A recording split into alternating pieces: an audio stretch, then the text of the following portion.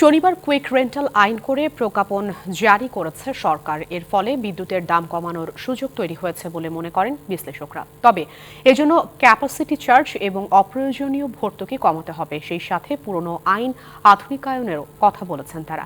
একই সঙ্গে বিগত 14 বছরের দুর্নীতিগ্রস্ত প্রকল্পগুলো খতিয়ে দেখার পরামর্শ উদ্যোক্তা এবং বিশ্লেষকদের। নিরবচ্ছিন্ন বিদ্যুৎ সরবরাহের প্রতিশ্রুতি দিয়ে 2010 সালে বিদ্যুৎ ও জ্বালানি দ্রুত সরবরাহ বৃদ্ধি আইন করে আওয়ামী লীগ সরকার। এই আইনের অধীনে নেয়া প্রকল্পগুলো আদালতে চ্যালেঞ্জ করা নিষিদ্ধ ছিল। সাময়িক সময়ের জন্য আইনটি করার কথা বলা হলেও সবশেষ এর মেয়াদ বৃদ্ধি করা হয়েছিল 2026 সাল পর্যন্ত।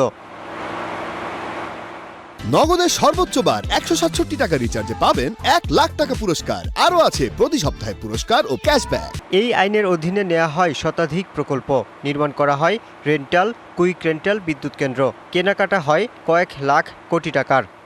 আইনের চেঞ্জেসটা আমার কাছে মনে হয় খুব মহৎ উদ্যোগ এবং এটা দরকার ছিল। এটা অ্যাবিউজ হচ্ছিল। এই অ্যাবিউজড হওয়াতে কিন্তু অনেক বেশি পাওয়ার জেনারেশন সেক্টরে আনসলিসিটেড প্রজেক্ট এসছে, যেটার আমরা আফটার এফেক্টটা পাচ্ছি। সলিসিটেড প্রজেক্টগুলো যাতে চলে এবং নিশ্চিতভাবে চলে কন্ট্রাকচুয়াল অব্লিগেশন অনুসারে, তাহলে কিন্তু ইনভেস্টমেন্ট আরো আসবে।